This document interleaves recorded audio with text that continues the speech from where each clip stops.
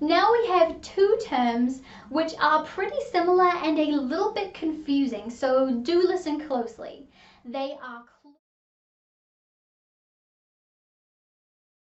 Hello there, how are you doing today? My name is Catelyn, and I'm wondering if you have ever been in the situation where you have a grammar question and you type it into the internet, click on a website or a video, and you start reading the explanation, but you're bombarded with all of these confusing grammar terms.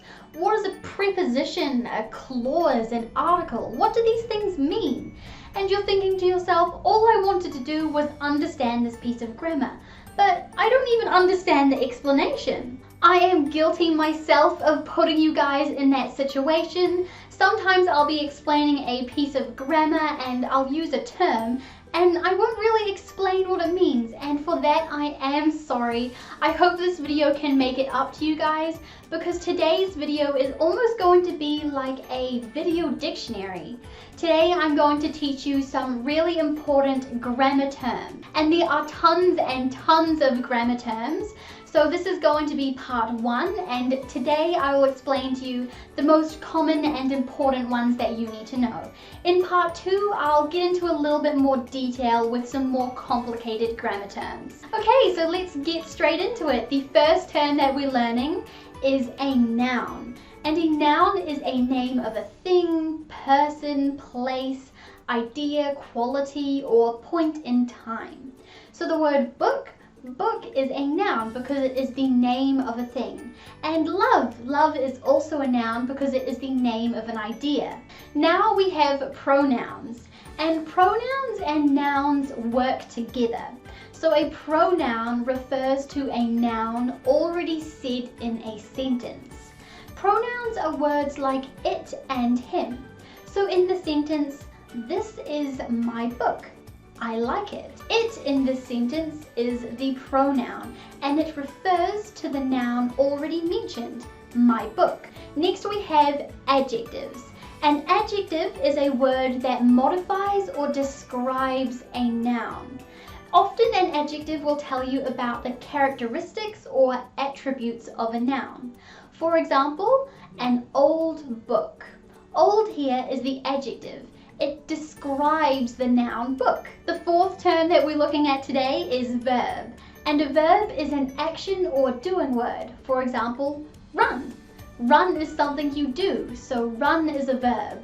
Our next term is an adverb. And an adverb is a word that modifies an adjective, verb, or other adverb. An adverb will often tell you about the manner, degree, time, place, or direction of something. For example, an extremely old book. Extremely here is our adverb because it modifies the adjective old. So our adverb here is talking about degree. How old is the book? It's extremely old. Okay, now on to prepositions. A preposition is a word that tells you about the relationship between two things in space and time. A preposition can tell you about the direction, position, or time of one thing in relation to another. Take the sentence, the book is under the table, for example. In this sentence, under is our preposition because under tells you about the relationship between the book and the table. In this sentence, under is a preposition of place because it tells you where the book is in comparison to the table. It's under the table. Okay, there's just a couple more to go, hang in there. Our next term is subject. This one is an easy one. The subject is just what the sentence is about. So we'll take our same sentence, the book is under the table. The book is the subject of our sentence because the book is what the sentence is about. Now we have two terms which are pretty similar and a little bit confusing, so do listen closely. They are clause and phrase. Both clauses and phrases are parts of a sentence. A clause is a part of a sentence which has a subject and a verb.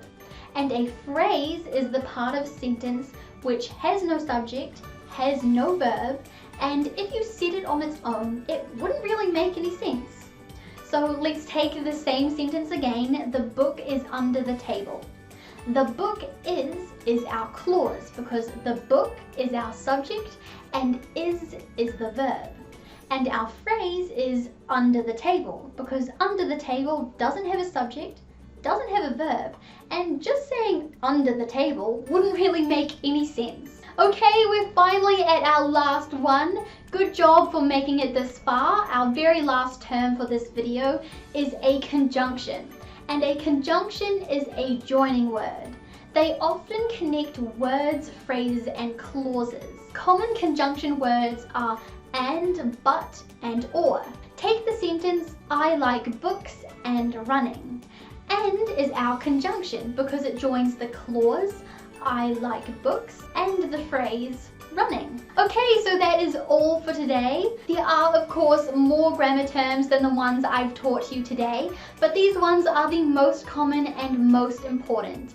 I'll be going over some more complex ones in part 2, so make sure you subscribe so you don't miss that one. If you have any questions, you can leave those in the comments too, or you can message me on Instagram and Facebook.